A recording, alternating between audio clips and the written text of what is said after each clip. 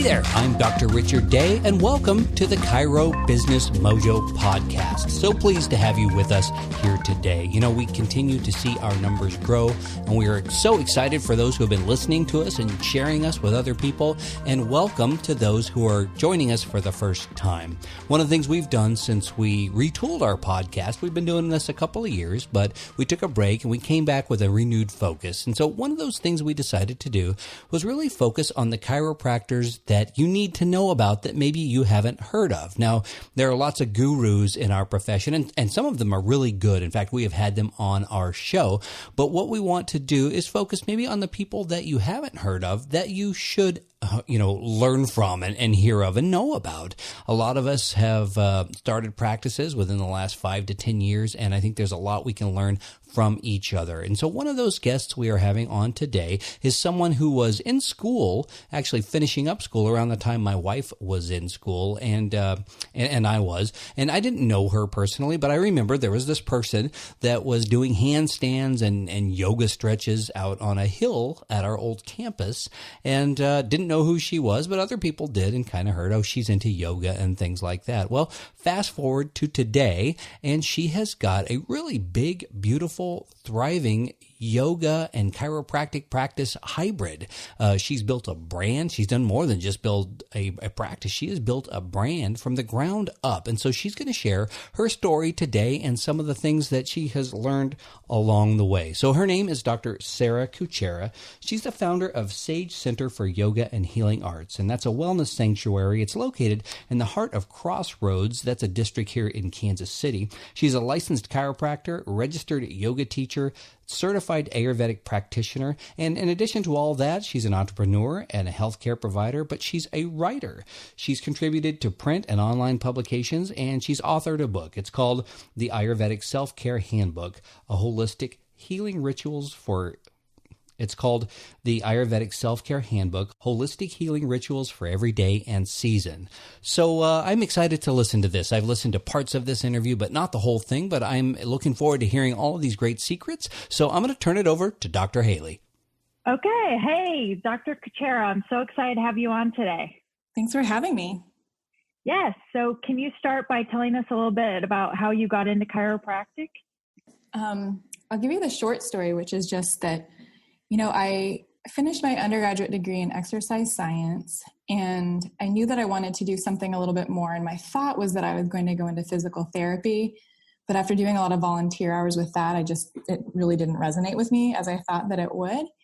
And so I worked for a little bit in corporate wellness and, realized that really wasn't what I wanted to do. And so I started looking at some of my other options, and I really wanted to deal with a medicine that was more with the musculoskeletal system and had to do with movement. And, being an ortho didn't really seem my speed. I didn't really want to do like surgeries, and prescribing medications wasn't really something that I wanted to do. I wanted to do more what was kind of like physical therapy, but sort of like physical therapy before you had a problem that needed that kind of tending to.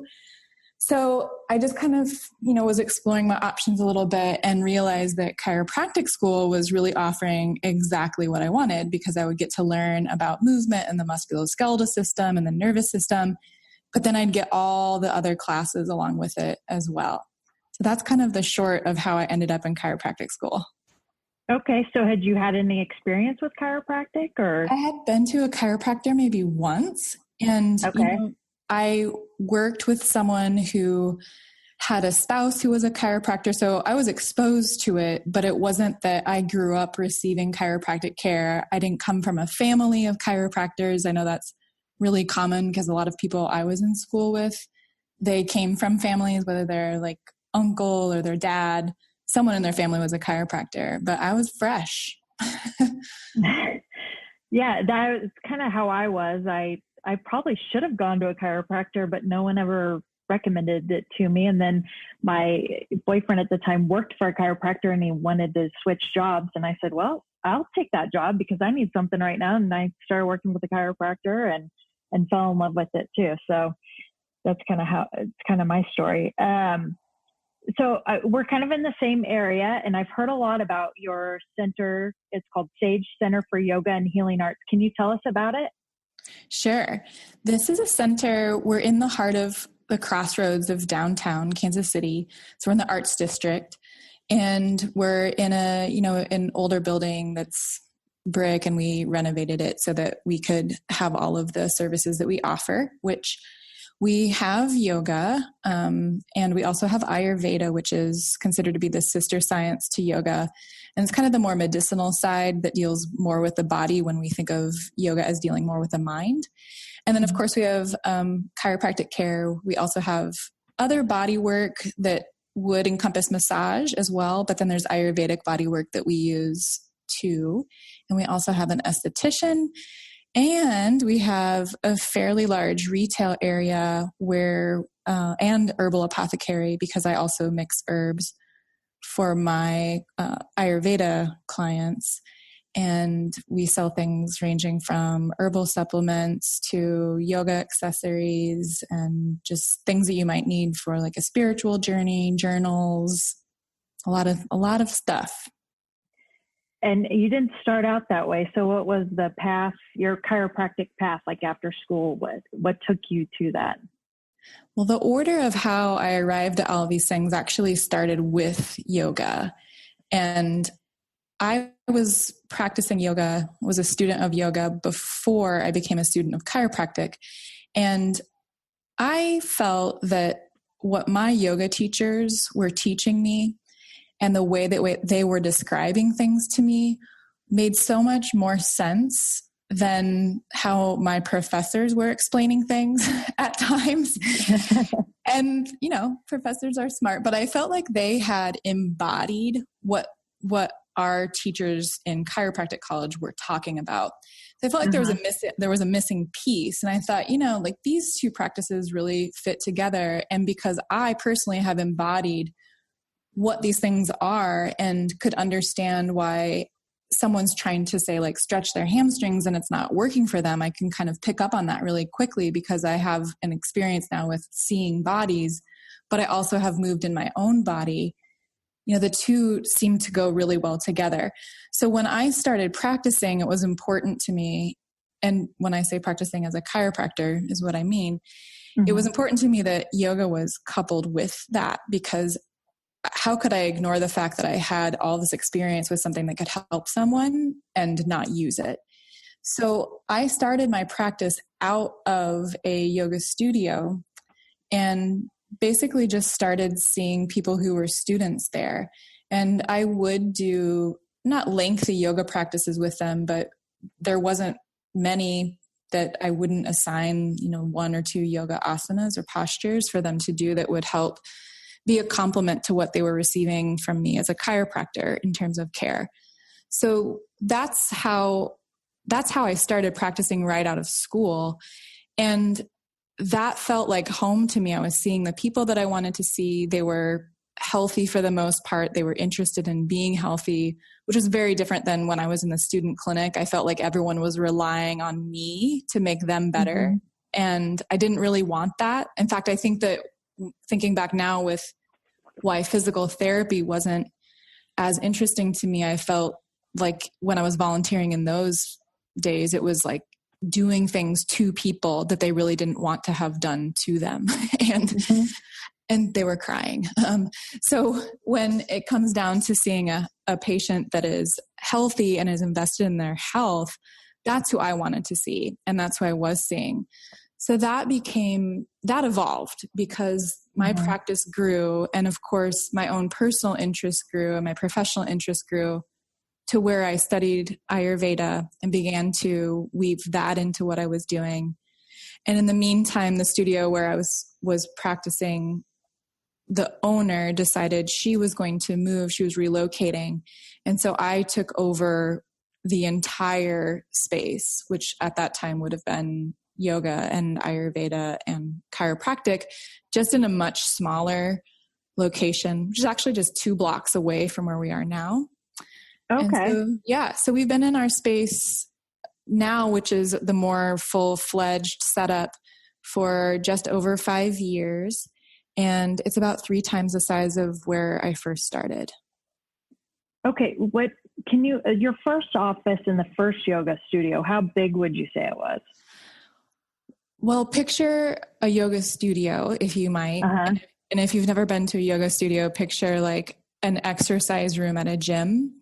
Mm-hmm. It was like that. So the studio itself was probably around 1,000 square feet.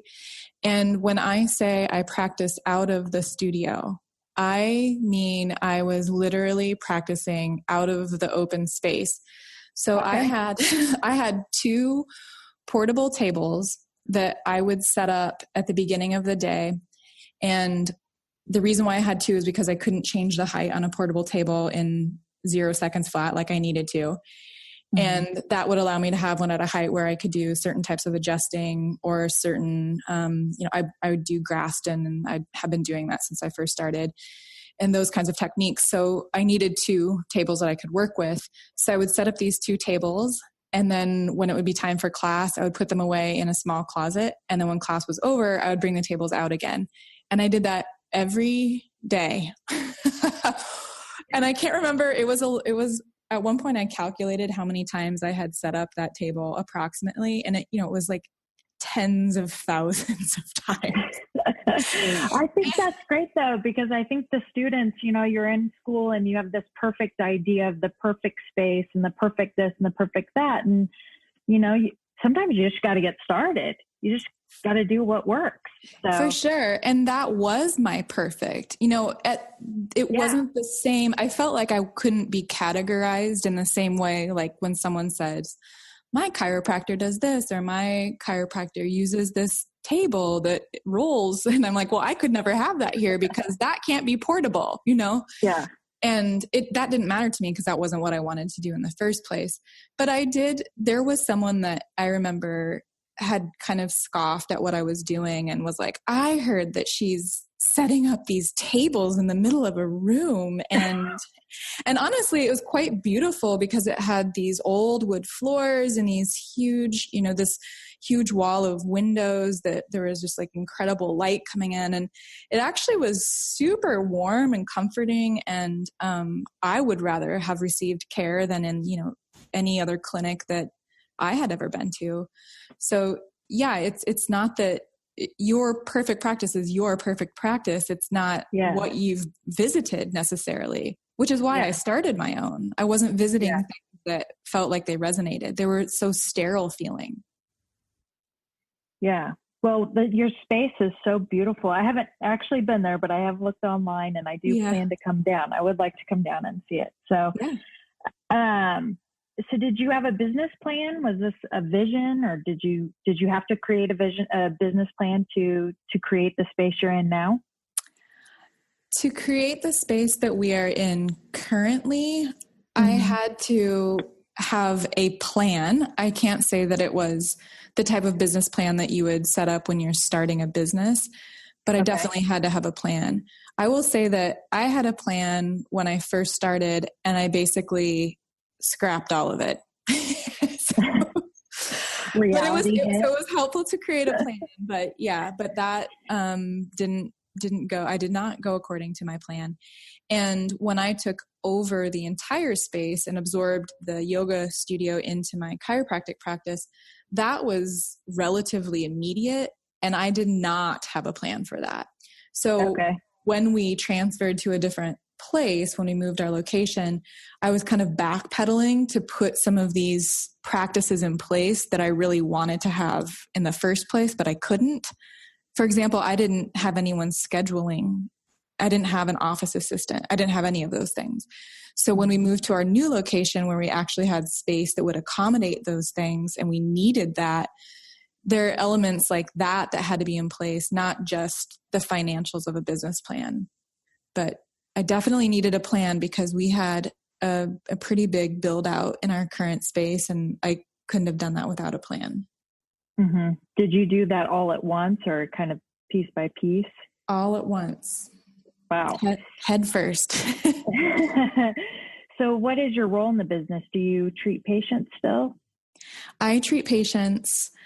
Right now I'm wearing a lot of hats, and I think that you go from wearing one hat to many hats, and then you're trying to get back to maybe one hat. Mm-hmm. And part of that's figuring out which hat fits you the best. But my role is to oversee all of the operations. I do see patients 3 full days a week, and then 2 days where I kind of plug in just as needed. And I try to reserve those days for offsite meetings or just admin things that we might not get done, that I might not get in during the week otherwise. And so I see patients, and that's in the scope of being a chiropractor and an Ayurvedic practitioner. I also teach a few yoga classes a week, and I have a couple of private yoga clients that I work with. And I kind of do a little bit of everything right now. You're juggling all the balls. All the balls, all the balls in the air all the time. How many other providers do you have in the space?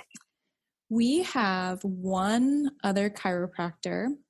We have 5 massage therapists, but we only have 2 working at once. We have one esthetician who does more of a holistic skincare. When I say skincare, I feel like people think of just like the superficial type of skincare, but when you receive a treatment from her, you feel like you've just had your entire soul treated. So, I've heard it's unbelievable. Actually. Yeah, it's pretty unbelievable. Yeah, I've heard it's great. Yeah, she's amazing. And then we have 7 yoga teachers in our rotation, between having full-time teachers and having people that sub for us.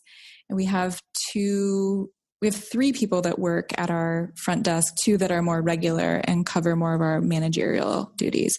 So payroll for me is probably around 16 people each time. Wow. Mm-hmm. Hey, this is Dr. Rich, and we will return to this great interview in just a second. But first, I want to speak to the chiropractic students and those who maybe just graduated. How successful could you be if you had a resource that helped clarify your vision, helped you develop a plan, saved you money, time, and heartache, shortened your learning curve, and helped set you on a course to become profitable in your first few months after opening? Well, that information can be found in our Chiro Planner. Yes, Dr. Haley and I have written a book. It's more than just a journal. It's a guide to creating and launching your practice in 100 days. It's jam-packed with tools, tips, ideas, action steps, resources, and inspiring quotes from some of the top chiropractors and business leaders today, including some of the great guests we have had on this show. So think of it as your own personal mentor, inspiring you, answering your questions, helping you to set goals, and advising you on the many unknowns of opening a practice. Go to chiroplanner.com today to order your copy. Now back to the interview. So payroll for me is probably around 16 people each time. Wow. Mm-hmm. So are any of them independent contractors, or they're all employees? We have a split. So each person is sort of set up based off of our own agreement with one another. So everyone's a little bit different. Mm-hmm. Different. Okay. How long did it take for you to feel like, wow, this is working? Or I don't know. I only know because it is. Yeah.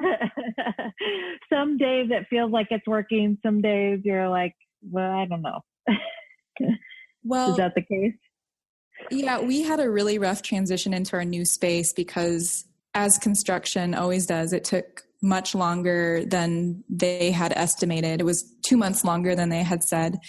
And I had planned in a month of overlap just in case, but we weren't notified in time to keep at least another month on our current lease. So we were actually homeless for a month because we couldn't move into our new space. And we didn't have anywhere to go. We had to be out of our old space. And starting off like that took quite a long time to recover because I had just put basically every single penny that I had into creating the space between build out, hiring new people, getting new tables, new equipment, and even things just like decorations and all the little things like that. So I basically was starting in the hole without anywhere to practice. for a month. And it's not like I have a marketing business where I could just go to a coffee shop and work or work from home. So that's a little bit different. You can't see patients necessarily out of your live space. So that rocky start, it took probably at least 2 years for me to feel like this is working. And what really made me feel like this is working is not financials, not how I was feeling, not how many patients I had or how many clients everyone else had, but it was really seeing the community that we had developed, which is, it's just uncomparable to anything because everyone is so supportive. Everyone's connected to one another. If a yoga student gets sick or their spouse gets sick, it's not unusual for another yoga student to bring soup in for them or to take it to their house. It's like everyone is so close knit within our community. And that's what to me feels like it's working. It really has nothing to do with the entire business side of it. So if you ask me more on the business side of it, that's an everyday, is it working today? Yeah. But I'd say a good 3 years. Yeah. I think there's two things there. The momentum, it's so hard to recover from a momentum loss like that. And it just is it's like a living thing. And when it takes away, it's hard to grab back onto it. And then, the community thing is so important. I think that's been really important in our practice. And I think if that's part of your vision for it to be a home almost of like to you, then it does start to feel like that. Yeah. And, we have people come in that the actual words that have come out of someone's mouth, they said, I'm home, because they feel like they belong where, in our space. And even just times like, I don't want to bring like political views into things, but the election was really hard on a lot of people in our community. And the day after the election, we had people coming in all day crying. And it was because they knew that we were a safe space for them to just kind of break down. And that's not something that you put in a business plan. No, I like that. That's a good quote. So do you guys, kind of switching topics here, do you use an EHR? Do you do insurance, anything like that? We do. We are only in network right now with 2 companies. We're in network with Blue Cross Blue Shield and Aetna, and that we had just we dropped some people after we just weren't super happy with how things were going. And we have used Mac Practice since I started. And so we do all our claims electronically. Everything's electronic for us, all our records, everything. That's not one I've heard of. What are some other office tools that you use to keep overhead low and run things more efficiently? I like to be very minimal in everything that we do. So not having a lot of needs, like I should say, is really how we keep things low. So I guess maybe what I want to say is that we don't have a lot of fluff, like we don't have TVs, we don't have things that I feel for us are just kind of useless, or they're just kind of a waste of space for the environment that we have created. But we also streamline things we have a point of sale system that we use that it doesn't necessarily talk with our EHR, but that's a central location for all of our transactions, for everything from retail to tracking yoga students' classes to ringing up massages, chiropractic, all of that gets run through that point of sale. We also do online scheduling, which we could not live without. There's just too much happening in our space that we don't schedule our classes. You don't have to sign up for our yoga classes. That's one thing that we've avoided because it feels like something that's unnecessary for us. And so, we have we use different systems like that to kind of keep things minimal. And I think minimal is really, even with the systems that we're using, when we can be as minimal as possible, that's really important to me. I like that. I didn't, until you started talking, I didn't think about all of those different things you would need to keep track of all of the stuff you have. It's a lot. Yeah. So we can't run everything through one system, just because we aren't only a chiropractic office. Mm-hmm. Yeah. How do you market the business? What works the best for you? Marketing, it's so funny. I had such a aversion to marketing for such a long time because in my mind, marketing was sales, and I'm not a salesperson. I'm not a salesy type. I often don't even tell people that like I own the space, that's not really my style. And so once I realized like, oh, marketing is just basically telling people that you exist. That changed my perspective. So we market mainly just through social media, quite frankly, and we don't spend money on really anything. I marketed for the first 7 years of my practice purely through word of mouth. I never spent a dime on marketing, and we've never run a print ad. We've never done anything, even like online ads without, outside of social media. Mm-hmm. It's all of the free stuff, and word of mouth is our thing. And I think isn't word of mouth the top way to market? I feel like I think it builds a stronger practice. Yeah. When we started our practice in Colorado and we moved away, we kept the practice and had an associate there. And I think if you look at the schedule today, there's, probably half the schedule are people who saw us because it was our community, kind of like you created your community. I feel like it's stronger. It succeeds through time. And I think it is definitely the number one way. There's no gimmicks to it. Right. And marketing, it's not that I don't believe that marketing isn't worth it. It's just right now. And actually, maybe I should backtrack because I do feel like we need to start putting some marketing in place for some things that we do that people aren't fully aware. But in general, like building our entire business, we did not do a lot of marketing at all. Mm-hmm. Well, I saw that there's still 2,000 people who found you on Facebook. Yeah. So you didn't, are they just finding you, or you share, or do you post stuff? They probably just kind of find us in some way. I don't know where those people came from, but I'm happy they're there. That's great. Yeah, we share some things, but we don't have any kind of real strategy in place. I'd say the strategy for us is really always being authentic. We don't like to feel like we have to post a certain amount of times. We just when we want to share something, we share it, and we aren't necessarily on a schedule for sharing or anything like that. And yeah, those people I think have been kind of in our community for a long time. So actually that number is probably low considering that we've been in existence for as long as we have. No, I don't. Believe me, I look at chiropractic pages all the time. I think that's pretty good. I think, unfortunately, people are trying to be authentic now rather than just starting to be authentic. So, well, so now let's switch. I want to talk about your book. You have a book out. Tell us about it. What's the name of it and how it came about?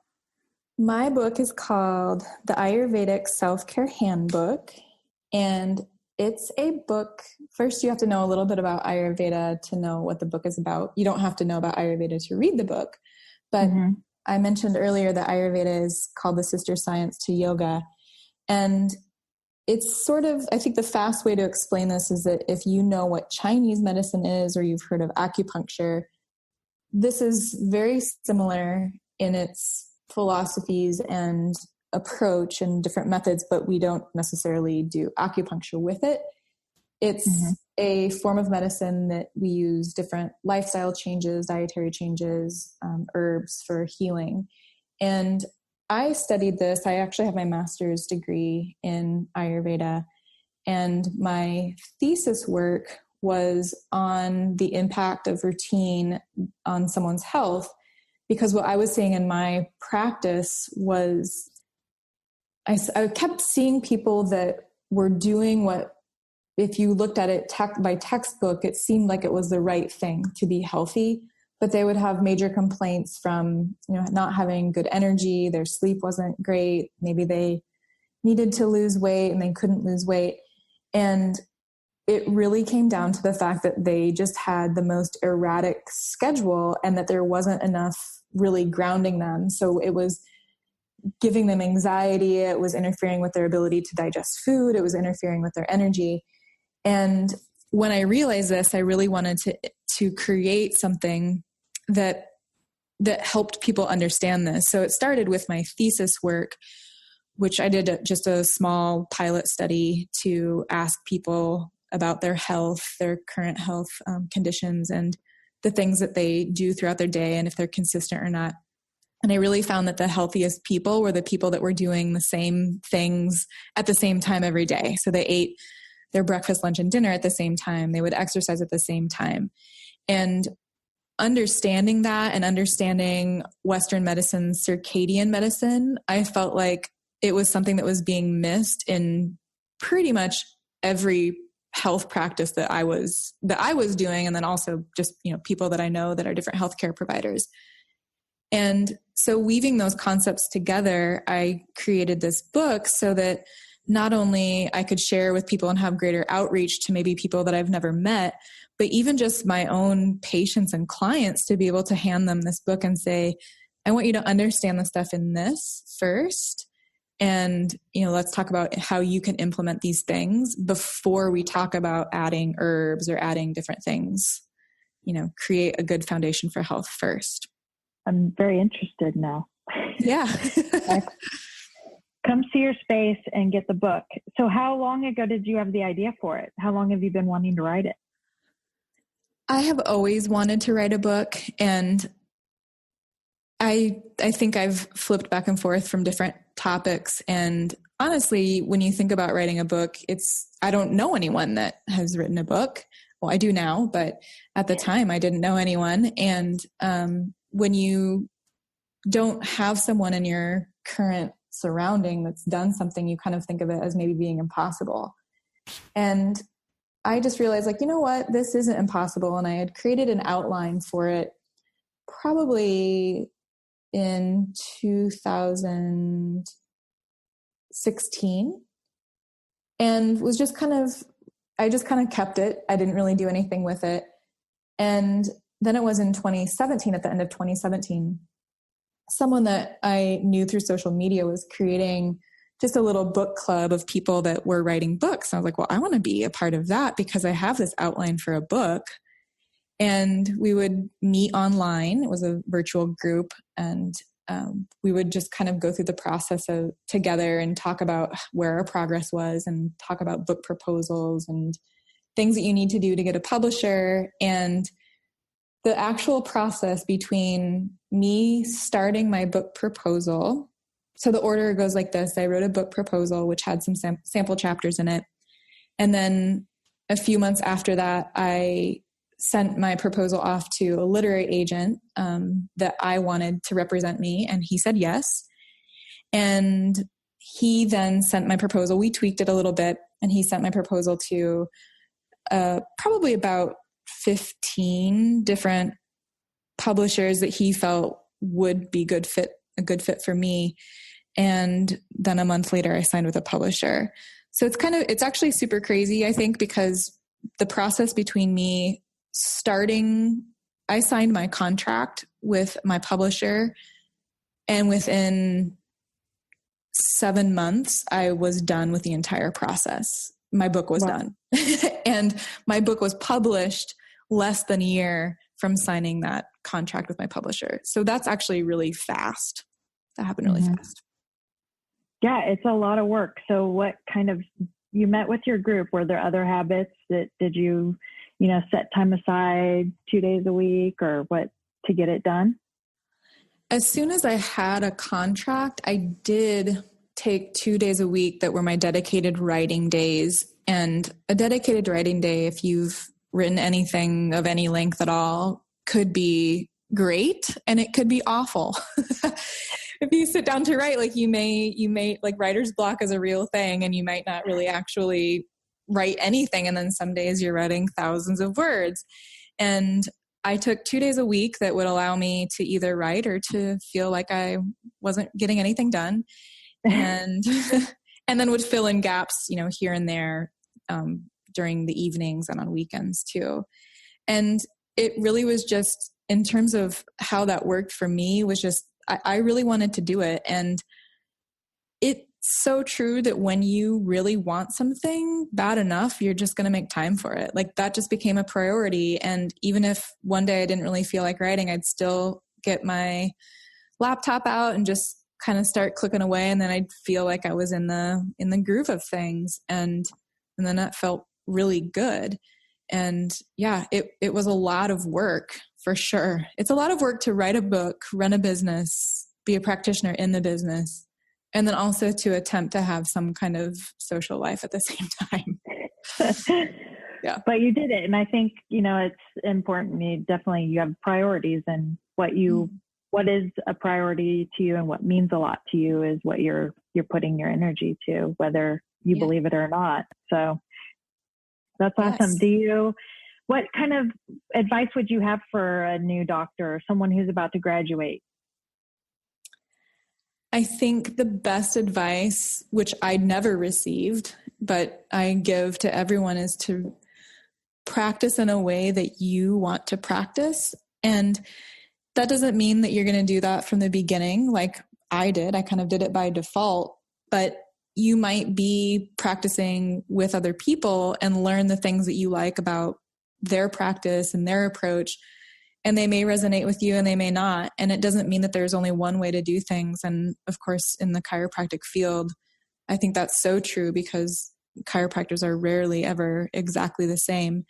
And that's a huge advantage. So I think really being clear on what it is that you want and the lifestyle that you want and how many days you want to work, having all that in mind right away will set you up for what you really want to do. Yeah, I think working in an office or shadowing in offices and really figuring out, how different ones operate and what you like and what you don't like is important. I worked in several offices before I had graduated, so it allowed me to, but I still would think it was overwhelming to me because I had worked in a bigger practice and I thought it's got to be that big. And then I'd visit a smaller practice and think, oh no, it doesn't. Right. But you got to figure out what speaks to you. And that's awesome. What about an experienced doc that might be stuck? What would you tell them? Oh, that's a good one. That's a good question. I think if you feel stuck, you have to sort through. So I actually have a chapter in my book about this. It's not specifically to chiropractic, but it could definitely work in the same way. It's really just about any time that you feel stuck, that you have to look at what is energizing you and what is taking energy from you. And when you really look at your practice and you dissect out, like, do I like seeing the number of patients that I'm seeing? Do I like seeing the type of patient that I'm seeing? Is that giving me energy or is that taking energy away from me? Because I think if you feel stuck, you're more than likely not being fueled. And when I say energy, it's really like, what is feeding your soul? And if you're feeling stuck, you're not getting fed. And you've got to figure out what are the things that are draining you and what are the things that are really making you feel alive and empowered. You are just the person for that question. They should go buy your book. They should buy my book. That's step one. Step one, buy the book. Step two, yeah. What's another favorite book you would recommend? Well, since we're talking business, I think one of my favorite business books, which is pretty old at this point, is called The E-Myth, or The E-Myth Revisited. Mm-hmm. And it's really about getting started in your own business and understanding your role as like a manager, the creative, the technician, and understanding all of that together. And I think that's a book that probably, after you've had your business for many years, you could kind of go back and look at it and learn from it all over again. Yeah, we get that one a lot. A lot of people recommend it. We've both read it. It's a great book, and we've recommended it to students, of course, too. What's a great way for people to connect with you? How can they find you? Your super popular Facebook page. Yeah. Well, social media is a great way to connect. So we have a website for our center, which is experiencesage.com, and you can contact us through the website. I have a personal website since I do some things outside of our center, which is my name, Sarah with an H, S-A-R-A-H, Kucera, Kucera.com. And I can be contacted through that too. So all my contact information is there. But honestly, social media has really become one of my favorite ways to connect with people. And my Instagram page, my personal Instagram page is Sarah_Kucera. And that's kind of where I live if I want to connect with people online, though I do have Facebook and our center has Facebook, but that's usually the best way to connect with me personally. Okay, and we'll put all those links on our notes page for this episode, so anyone can look there. Well, thank you so much. I appreciate your time and talking to us, and I love learning about your space, and I can't wait to come see it. Thank you. Thanks for all the good questions. Have a great day.